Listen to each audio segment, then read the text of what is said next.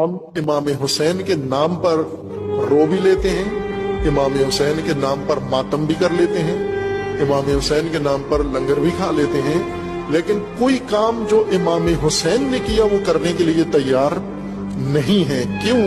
اس لیے کہ ہمیں کربلا ذاکر نے سکھائی ہے، امام حسین سے نہیں سیکھی۔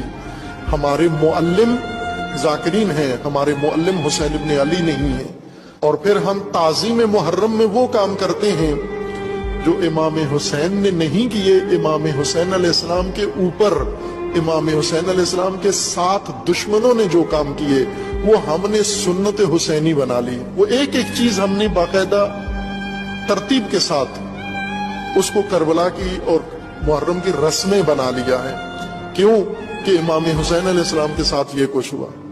آگ لگائی گئی خیموں کو، ہم آگ جلا کے اس میں کودتے ہیں۔ یہ تو آگ امام حسین نے نہیں لگائی، یہ تو بیبیوں نے آگ نہیں لگائی، یہ تو آل رسول نے نہیں لگائی، دشمنوں نے آگ لگائی خیموں کو۔ آپ جب آگ لگاتے ہو کس کی سنت ادا کر رہے ہو؟ امام حسین کی خوش ہوتے ہو؟